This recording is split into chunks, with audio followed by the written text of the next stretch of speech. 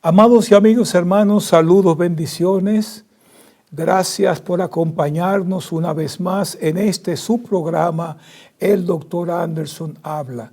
Yo soy el pastor Héctor Anderson de la iglesia La Voz de Patmos, agradecido de Dios por la oportunidad de compartir con ustedes la preciosa palabra de Dios y a ustedes por permitirnos llegar hasta sus hogares con estas palabras de predicción segura. Como ya todos sabemos, tenemos un tiempo precioso enseñando el libro de Apocalipsis y estamos arribando al final del capítulo. Vamos a cerrar el revelador libro de Apocalipsis y también de la Biblia. Porque este capítulo no solamente cierra el libro de Apocalipsis, sino que cierra también el canon de las Escrituras. Y contiene el último mensaje de Dios para un mundo pecador, un mundo que lo desechó. Un mundo que Dios amó tanto, que dio a su Hijo unigénito, para que todo aquel que en Él cree no se pierda, sino que tenga vida eterna. Sin embargo, el mundo no lo recibió como debieron haberlo recibido. Y cuando entramos aquí al capítulo 22 del libro, estamos arribando al clímax de la redención de Dios al hombre. El propósito de Dios al venir a esta tierra era redimir la humanidad. A todo el que tenga sed venga, le dijo. Entonces, pero la respuesta quizás hasta ahora no ha sido la más desafiante. Vamos ahora, amados amigos, a ver este capítulo 22 en dos porciones. Una porción ligeramente más corta que la otra, porque el libro está dividido entre los capítulos de los versículos del 1 hasta el 6 y del 6 en adelante. Y así mismo lo vamos a hacer. Pero hay una cosa que tenemos que entender. El pecado ha sido desterrado, Satanás echado al lago de fuego. El hombre ahora es perdonado, justificado y redimido y también restaurado. Dios puede en realidad hacer o darle al hombre aquello que en principio había deseado.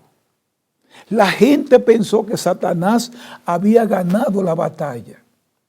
Pero cuando estudiamos el capítulo 22, nos damos cuenta que al final de la carrera, Dios va a proveerle al hombre algo mejor, si se quiere, de lo que le había ofrecido en principio. Y esta porción nos lleva de regreso tanto al comienzo del libro como al primer libro de la Biblia, al libro de Génesis. Escuchen bien, mientras estudiamos el libro de Apocalipsis, que es el último libro, ese mismo libro nos regresa al primer libro de la Biblia. Génesis representa comienzo, Apocalipsis final.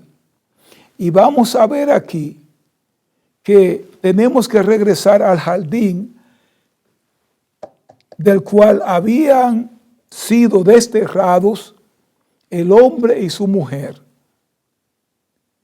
Pero ahora ellos están en posesión de una tierra, de un lugar más hermoso y más maravilloso. Aquí al final de la Biblia se nos vuelve a presentar ese río de agua de vida que se había mencionado en el libro de Apocalipsis, de Génesis, en el capítulo 3, donde Adán y Eva pecaron y que fueron echados de ese lugar. Nunca más se volvió a mencionar ese libro, ese río de agua de vida hasta ahora que estamos en el capítulo 22 de Apocalipsis, ya cerrando el canon de la Escritura y cerrando el libro. En ese lugar Dios puso 2 querubines para que cuidaran la entrada del hombre a ese jardín del Edén, para que no extendieran sus manos, dice la palabra de Dios, y comieran del árbol que estaba en medio del jardín. Porque si ellos hacían esto, la muerte no habría tenido poder sobre ellos. Pero ahora el paraíso es restaurado en su estado eterno. Porque recuerden que nosotros estamos en la edad sin fin. Pasamos 6,000 años en la tierra, 1,000 años de reino milenial de Cristo. Y ahora estamos en la edad que no tiene fin, no tiene tiempo, no tiene manera de acabarse. Y en esa etapa es que estamos nosotros. Ahora, los primeros 5 versículos de este capítulo nos presentan el Edén eterno que Dios ha preparado para los redimidos, para aquellos que pusieron su confianza en Él. Si tú no has puesto tu confianza en Dios, debo decirte claramente que debes buscar la manera de hacerlo, porque ese lugar tan precioso que hemos descrito es para aquellos que han puesto su confianza en Dios. Yo quiero que vayamos al libro, en el capítulo 22, los versículos del 1 al 5, para ver aquí, amados hermanos, lo que Dios nos está ofreciendo. Solamente a cambio de una confesión de tu boca de que Él es el Señor y también de creer en tu corazón que Dios el Padre lo levantó de los muertos. Son las 2 condiciones para la salvación. Y Él te está llamando hoy a esa salvación. Escuchen ustedes lo que dice el libro. Después me mostró un río limpio de agua de vida resplandeciente como cristal, que salía del trono de Dios y del Cordero. En medio de la calle de la ciudad y a uno y otro lado del río estaba el árbol de la vida, que produce 12 frutos, dando cada mes su fruto, y las hojas del árbol eran para la sanidad de las naciones. El versículo 3 dice, y no habrá más maldición, y el trono de Dios y del Cordero estará en ella, y sus siervos le servirán, y verán su rostro, y su nombre estará en sus frentes.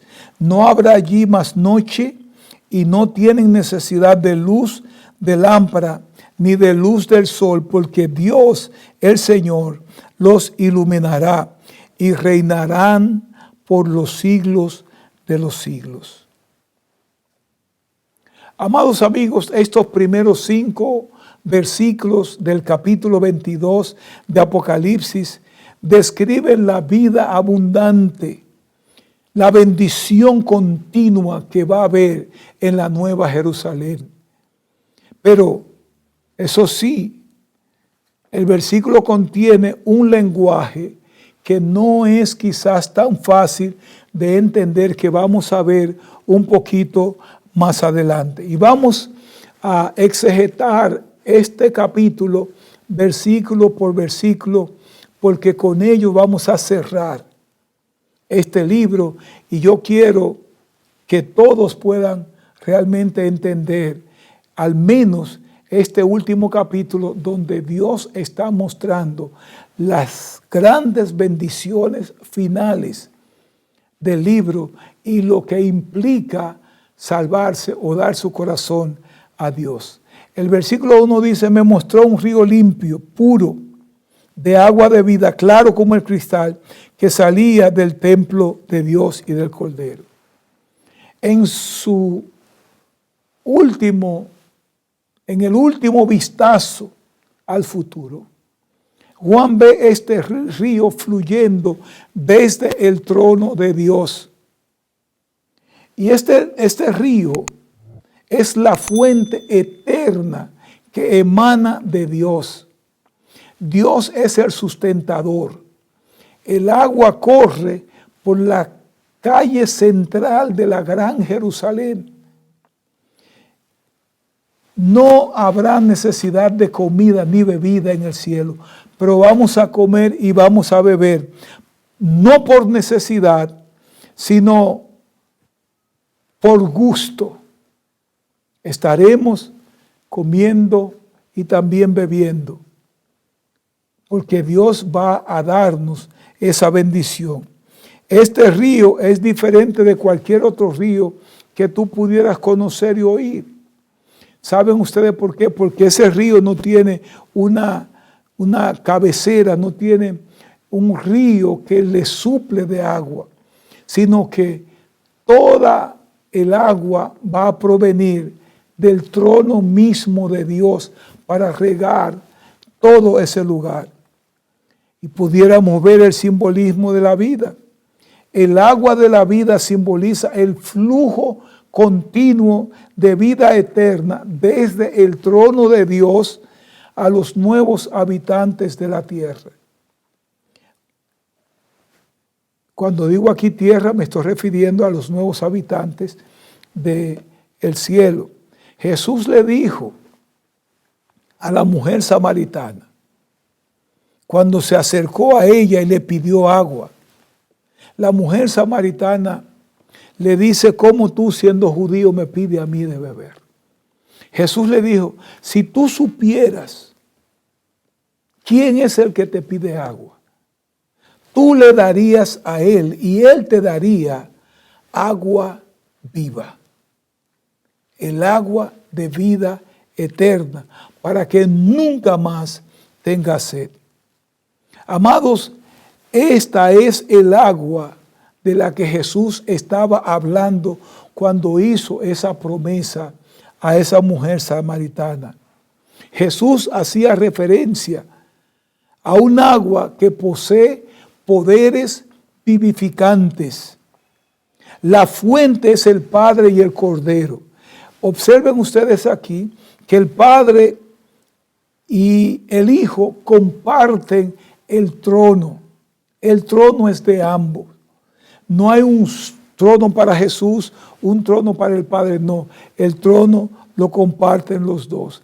Y entonces el agua brota para vida eterna. Esta es el agua de la vida, amados hermanos. Al igual que todos los demás en la Nueva Jerusalén, el río es claro como el cristal para reflejar justamente la gloria de Dios. Todo lo que hay en la gran ciudad de Jerusalén es limpio y claro como el cristal, porque esa es la personificación, la personalidad de Dios. Y nosotros vamos a poder ver aquí esa cascada desde el trono de Dios y del Cordero, un deslumbrante, centellante y interminable fluir de vida eterna procedente del trono de Dios. Así que el agua de la vida estará allí disponible para aquellos que llegaron y tienen acceso a ese lugar que Jesús fue a preparar. Pero no solamente tenemos el agua de vida, tenemos también el árbol de la vida. En medio de la calle de la ciudad está, y a ambos lados, dice el texto, del río, está el árbol de la vida, que da 12 frutos, un fruto cada mes, y las hojas del árbol es para la sanidad de las naciones. Aquí aparece un término quizás un poquito problemático. Tenemos dos problemitas con el texto. Número uno, dice que está el árbol de la vida. Y luego dice, a ambos lados del río están el árbol de la vida. Yo creo que el árbol de la vida, aunque es un solo árbol, estará a la orilla del río, porque de ese árbol va a depender muchas cosas. Tal vez pudiera ser el mismo árbol que estaba en el huerto del Edén, que Jesús o Dios se llevó con él al cielo y resembró allí en aquel entonces. Porque ese árbol que estaba en el huerto del Edén, después que vino, o quizás antes del diluvio, ese árbol desapareció y nadie más nunca ha vuelto a saber dónde está ese árbol.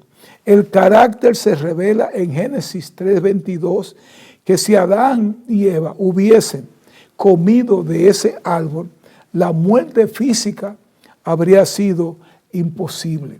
Pero Dios envió querubines que protegían la entrada al huerto del Edén para que ellos no tuvieran la oportunidad de comer de ese árbol. Sin embargo, ahora ese árbol es abierto para que todos aquellos que pusieron su confianza en Dios puedan disfrutar del fruto de ese árbol cada mes. Esa expresión aquí, cada mes, también pudiera significar cada cierto tiempo, porque en el cielo no hay tiempo. No entendemos cómo en esa edad sin fin, donde no hay tiempo, pudo Juan medir el tiempo, porque allí no hay tiempo. Yo creo que deberíamos decir cada cierto tiempo este árbol va a producir un fruto diferente. Ese árbol parece tener una calidad y la misma intención y representa el árbol que da todos los frutos al mes, que aparentemente estaba en el huerto del Edén y se puede comer de ese árbol. Allí no habrá necesidad de comer en el cielo, no habrá necesidad de comer, no habrá necesidad de beber tampoco. Sin embargo, se comerá por gusto. Y este árbol y las hojas de este árbol serán beneficiosos para los habitantes de la tierra, porque las hojas van a proporcionar la sanidad de las naciones o de todos aquellos que hicieron su entrada triunfal al cielo. Ahora, hay algo que nosotros tenemos que ver, y es que la palabra sanidad es la palabra terapeiam, que significa terapéutica. Y podemos decir claramente que es una transliteración casi directa del griego. Pero lo que eso quiere decir no es que es para la sanidad, porque no hay enfermos en el cielo. La maldición habrá sido quitada. Nadie se va a enfermar en el cielo. Pero si miramos el significado de esa palabra, quiere decir dar salud. Es muy posible que esa sea la traducción perfecta. No para dar sanidad, o sea, no es para la sanidad de las naciones, sino para dar sanidad, ya que la palabra fundamentalmente tiene la idea de servir o ministrar. Entonces, este árbol va a funcionar para dar salud a todos aquellos que están en ese lugar. La Biblia en realidad no se nos dice si vamos a comer la hoja o cómo va a ser la hoja, pero sí sabemos que a través de esa hoja la sanidad se extenderá a todos aquellos que estén en el cielo. Esto, por supuesto, como ya dijimos, se confirma porque la Biblia dice que no habrá maldición en el cielo. Y si no hay maldición en el cielo, no va a haber enfermedad. Pero sí vamos a usar estas hojas. En otras palabras, las hojas del árbol promueven el disfrute de la vida en la Nueva Jerusalén. Y no son para corregir males, que no existe el mal en el cielo, ni tampoco volverá a haber pecado en el cielo. Al menos Jesús lo garantiza. La palabra de Dios nos dice que dan 12 frutos cada mes, sugiriendo una variedad infinita que llenará el cielo. El árbol ofrece 3 cosas importantes: la vida, la salud y el alimento, que no va a escasear nunca en el cielo. Entonces, ¿qué otra cosa vamos a ver antes del fin? Para enfatizar la gloriosa provisión de la eternidad, entonces usamos términos como las que vamos a ver en el versículo 3, que dice: no habrá más maldición, escucha bien, y el trono de Dios y del Cordero estará en ella, y sus siervos le seguirán. No habrá maldición en el cielo. La maldición sobre la humanidad y la tierra, debido a la desobediencia de Adán y Eva, habrán terminado. Dios nunca más tendrá que juzgar el pecado, ya que nunca más existirá en el cielo o en la tierra nueva el pecado. Entonces, asociado aquí con la maldición, la serpiente antigua, que se llama Diablo y Satanás, estudiamos ya que fue arrojado al abismo y él no podrá salir jamás de ese abismo por los siglos de los siglos. Mientras él estará en ese abismo por los siglos de los siglos, nosotros estaremos con Cristo por los siglos de los siglos. Dios estará presente con nosotros. Tendremos audiencia con Él. Podremos visitarlo cuantas veces querramos. Podremos preguntarle cosas. Y vamos a tener una señal de pertenencia. En nuestras frentes estará el nombre de Dios. Y dice la palabra que sus siervos le servirán. ¿Quiénes son los siervos? Los santos de Dios. Aquellos que confiaron en Él y los recibieron serán sus siervos y reinarán con Él para siempre. Para siempre. Muchas personas tienen dificultad con esa palabra. Significa que nunca más habrá muerte. Se vivirá y se vivirá y se vivirá y nunca habrá fin. Y estos siervos servirán a Dios.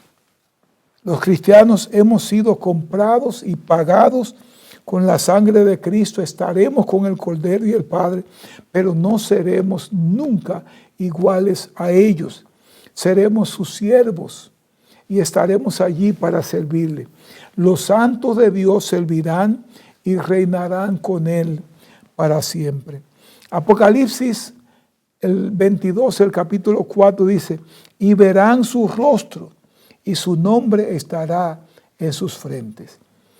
Qué promesa más alentadora.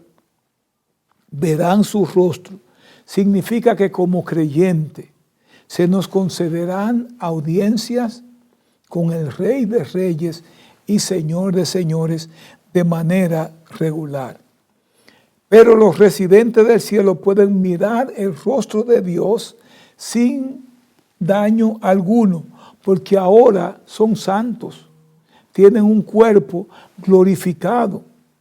Según nuestra naturaleza humana ahora, no podemos ver la gloria de Dios, no podemos ver el rostro de Dios.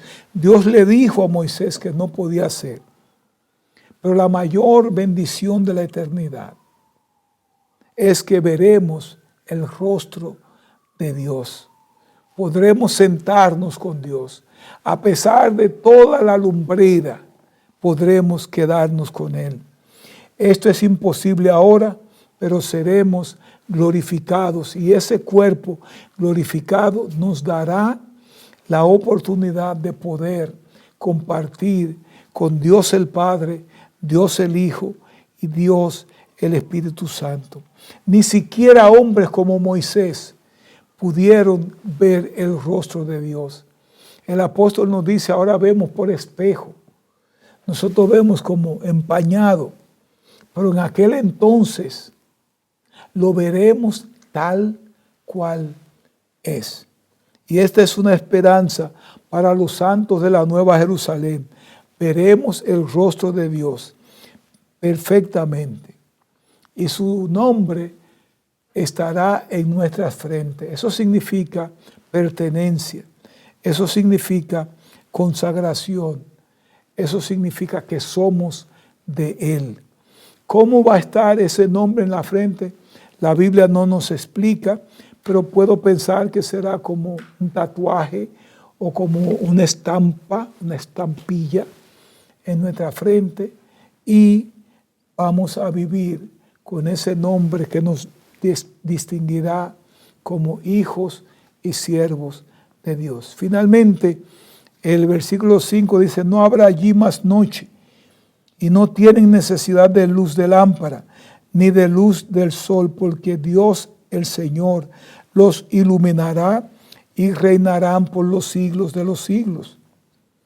Dado que en la Nueva Jerusalén Dios estará siempre presente, su gloria hace que todas las demás cosas brillen y no haya necesidad de ninguna otra forma de lumbrera, porque Él será esa lumbrera. Creo que me excedí en el tiempo, pero recuerden que reinaremos con Él por toda la eternidad. Sobre toda cosa guardada, guarda tu corazón, amado amigo y hermano, porque de Él mana la vida.